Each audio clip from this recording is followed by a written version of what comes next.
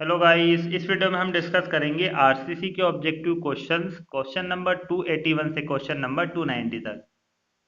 Question number 281, for pre stressed structural elements high strength concrete is used primarily because.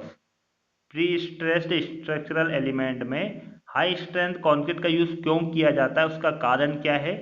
Option A, both shrinkage and creep are more. Shrinkage और creep high strength concrete में ज़्यादा होगी इसलिए use किया जाता है। Option B, shrinkage is less but creep is more. Option C, modulus of elasticity and creep values are higher. And option D, of high modulus of elasticity and low creep. तो इसको हम समझते हैं, high strength concrete का use क्यों किया जाता है प्री स्ट्रेस में। High strength concrete is less liable to shrinkage cracks and has a higher modulus of elasticity and smaller ultimate creep strength. High strength concrete की हाई मॉडुलस ऑफ इलास्टिसिटी होती है और उसमें अल्टीमेट क्रीप स्ट्रेंथ भी क्या होगी, कम होगी। और इसके कारण स्टील में प्री स्ट्रेस लॉसेस क्या होंगे, स्मॉलर होंगे। इसीलिए हाई स्ट्रेंथ कंक्रीट का यूज किया जाता है। The use of high-strength concrete results in a reduction in the cross-sectional dimension of the pre-stressed concrete structural element। जो एलिमेंट होगा प्री स्ट्रेस्ड कंक्रीट का, उसकी डायमेंशन भी रिड्यूस हो जाती है जब हम हाई स्ट्रेंथ कंक्रीट का यूज करते हैं। और उसकी डायमेंशन जब रिड्यूस होगी तो उसके कारण उसका डेड वेट भी क्या होगा, कम हो जाएगा। उसका लोड कम होगा यदि उसका साइज कम है। ठीक है, उसका साइज यदि हमने रिडक्शन कर दिया तो उसका डेड लोड भी क्या हो जाएगा, कम होगा। और इसके कारण वो इकोनॉमिकल हो जाएगा स्ट्रक्चर। तो हम यहाँ पर ऑप्शन देख लेते हैं, question number 281, option D correct होगा। मॉडुलस ऑफ इलास्टिसिटी हाई होगी और उसमें क्रीप क्या होगी, लो हो जाएगी। Question number 281 option D is correct. Question number 282, pre stressed concrete is more desirable in case of. किस केस में प्री स्ट्रेस्ड कंक्रीट का यूज किया जाता है। Option A, cylindrical pipe subjected to internal fluid pressure. Option B, cylindrical pipe subjected to external fluid pressure. Option C, cylindrical pipe subjected to equal internal and external fluid pressure. And option D is cylindrical pipe subjected to and pressures. The internal pressure causes hoop tension. Internal pressure के कारण क्या होती है, hoop tension होगी। And it can be registered by pre stressed concrete easily. Hoop tension को pre stressed concrete के द्वारा आसानी से रजिस्ट किया जाता है। ठीक है, इसीलिए जहां पर इंटरनल प्रेशर होगा वहां पर हम यूज करते हैं प्री स्ट्रेस्ड कॉन्क्रीट को। Question number 282, cylindrical pipe subjected to internal fluid pressure. यदि पाइप में इंटरनल फ्लूइड प्रेशर है तो वहां पर हम किसका यूज करेंगे, pre stressed concrete. Question number 283, yield line theory results in। The yield line analysis is an upper bound method in which the predicted failure load of a slab for given moment of resistance or capacity may be higher than the true value। yield line analysis किसके लिए किया जाता है, अपर bound method होती है। इसका use किया जाता है प्रेडिक्टेड फेलियर लोड स्लेब का। ठीक है, किसी भी दिए हुए मोमेंट कैपेसिटी में जो कि हायर होगा किससे, ट्रू वैल्यू से। तो यहाँ पर यील्ड लाइन क्या हो जाएगी, एनालिसिस एक अपर बाउंड मेथड होगी। Question number 283 option C is correct, upper bound solution. Question number 284, if the nominal shear stress tau v at a section does not exceed the permissible shear stress tau c। ठीक है, आपको question में दिया गया है कि tau v यदि less than है टाउ c से, ये आपको कंडीशन दी गई है। तो इस केस में हम क्या करेंगे, option A, minimum shear reinforcement is still provided। Option B, shear reinforcement is provided to resist the nominal shear stress। C, no shear reinforcement is provided। and option D is shear reinforcement is provided for the difference of two। समझते हैं इसको, कब हम shear reinforcement provide करते हैं और कितना provide करेंगे। Tau V calculated shear stress and tau C allowable shear stress. Tau V तो हम फॉर्मूले से कैलकुलेट करेंगे, उस पर कितना लोड आ रहा है, और उस केस से हम कैलकुलेट करते हैं वो शियर स्ट्रेस क्या हो जाएगी, टाउ वी। स्टेप फर्स्ट, यदि tau we less than tau c से, जो कि आपको क्वेश्चन में दिया गया है, और ग्रेटर देन है 0.5 टाउ सी, तो उस केस में हमें क्या करना पड़ेगा, मिनिमम शियर रेनफोर्समेंट प्रोवाइड करना पड़ता है। The minimum shear reinforcement in the form of stirrups shall be provided such that ASV divided by B into SV greater than or equal to 0.4 divided by 0.87 FY। तो यहाँ से हम area of stirrups निकाल लेंगे। ठीक है, तो यहाँ पर आप देख सकते हो पहली कंडीशन है स्टेप 1, इस कंडीशन में हम मिनिमम शियर रेनफोर्समेंट प्रोवाइड करेंगे। तो यहाँ पर क्वेश्चन नंबर 284 ऑप्शन क्या हो जाएगा, ऑप्शन ए करेक्ट होगा, minimum shear reinforcement is still provided. लेकिन यहाँ पर दो केस और हम देख लेते हैं जो कि आपको क्वेश्चन पूछे जा सकते हैं। सेकेंड केस, यदि टाउ वी ग्रेटर देन है टाउ सी से। ठीक है, पहली कंडीशन है shear reinforcement shall be provided in the form of vertical stirrups और bent up bars with stirrups or inclined stirrups to resist. तो इस केस में हम क्या करते हैं, शियर रेनफोर्समेंट प्रोवाइड करेंगे किस फॉर्म में, वर्टिकल स्टिरप्स या बेंट अप बार्स, ठीक है, विथ स्टिरप्स और inclined stirrups to resist. V U S कितना हो जाएगा, V U minus tau C B D, here tau we less than tau C maximum. ठीक है, लेकिन ये कंडीशन यहाँ पर होगी, पहली कंडीशन में आपने देख ली टाउ वी लेस देन होगा टाउ सी से और ग्रेटर देन होगा 0.5 टाउ सी। सेकेंड केस में टाउ वी ग्रेटर देन होगा टाउ सी से लेकिन लेस देन होगा टाउ सी मैक्सिमम से। थर्ड स्टेप थर्ड है, if tau v greater than tau C maximum, यदि टाउ वी ज्यादा हो जाता है टाउ सी मैक्सिमम से तो सेक्शन को रीडिजाइन करना पड़ेगा, redesign the section. Question number 284 option A is correct.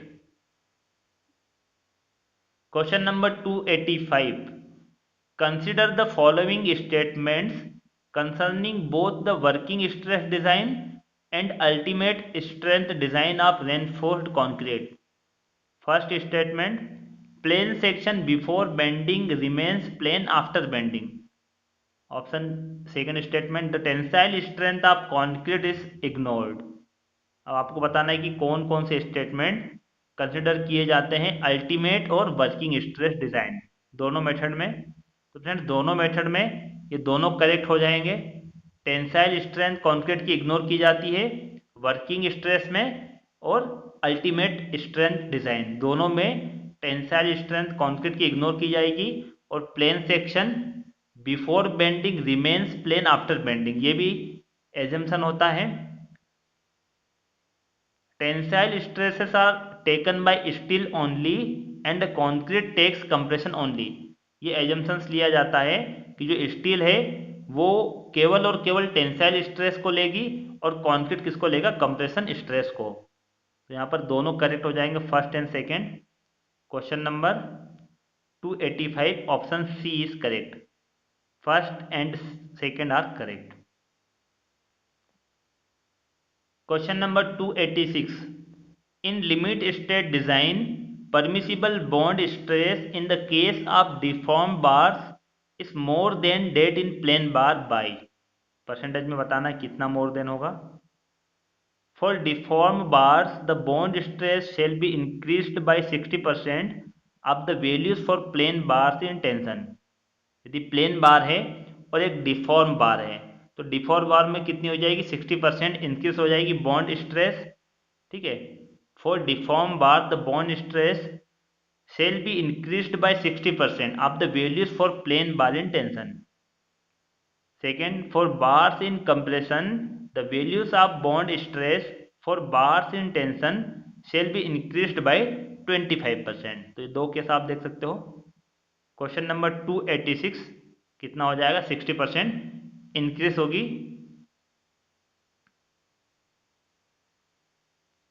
Question number 287, if FCU and FY are cube compressive strength of concrete and yield stress of steel respectively, and ES is the modulus of elasticity of steel, for all grades of concrete the ultimate flexural strain in concrete can be taken as, concrete में कितनी होगी, ये हम पढ़ चुके हैं। एक cross section है रेक्टेंगुलर बीम, सिंगली बीम है, सिंगली रेनफोर्स बीम, इसका स्ट्रेन डायग्राम और स्ट्रेस डायग्राम, यदि स्ट्रेन डायग्राम देखोगे तो लीनियर होगा, ठीक है, और स्ट्रेस डायग्राम में रेक्टेंगुलर और parabolic.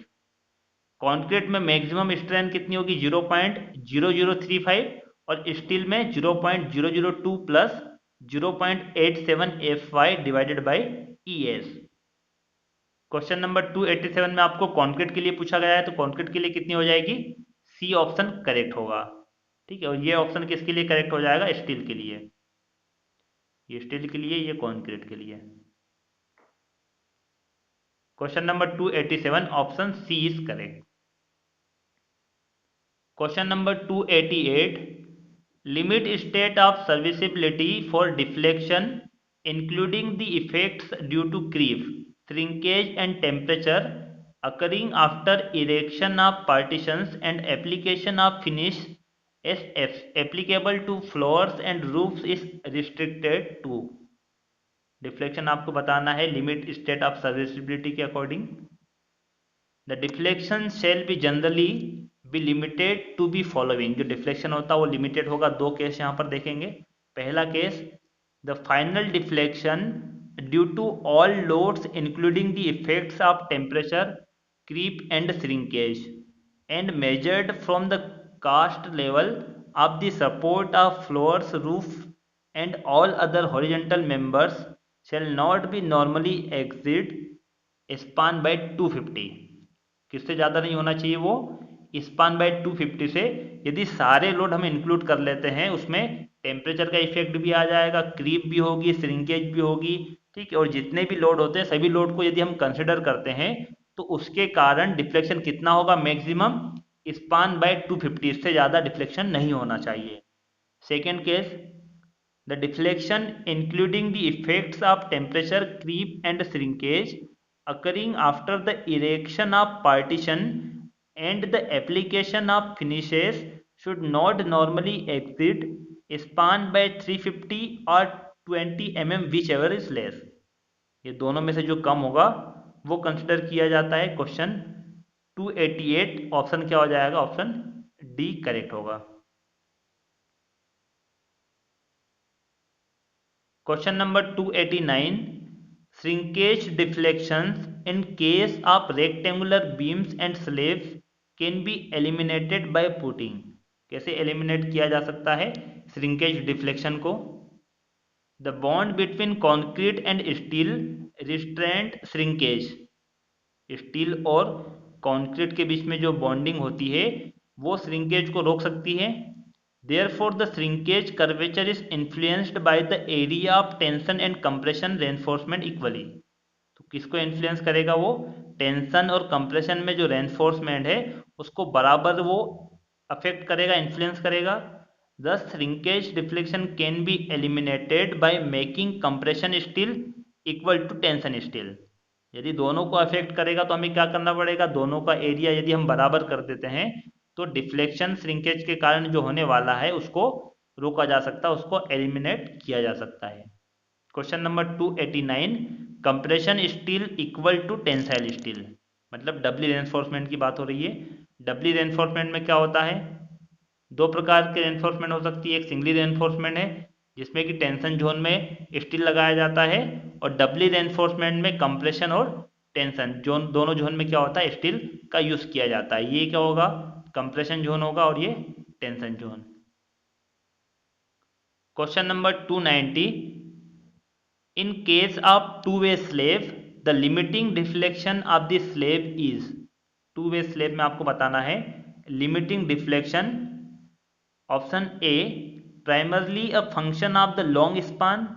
Option B, primarily a function of the short span independent of the long और short span. And option D, dependent on both long and short span. Two way क्या होगा, पहले हम वो समझ लेते हैं टू वे स्लेव किसे कहेंगे। Two way slabs are the slab that are supported on four sides and the ratio of longer span to shorter span is less than 2। यदि लॉन्ग स्पान और शॉर्टर स्पान का ratio less than 2 हो और चारों as पे यदि support हो तो उसको हम क्या कहेंगे, two way slab. The strip of a two way slab may be checked for deflection control against shorter span to effective depth ratio। यदि डिफ्लेक्शन की हम बात करते हैं तो उसको कैसे चेक किया जाता है, शॉर्टर स्पान और इफेक्टिव डेप्थ। तो किससे अफेक्ट होगा वो, शॉर्टर स्पान और इफेक्टिव डेप्थ।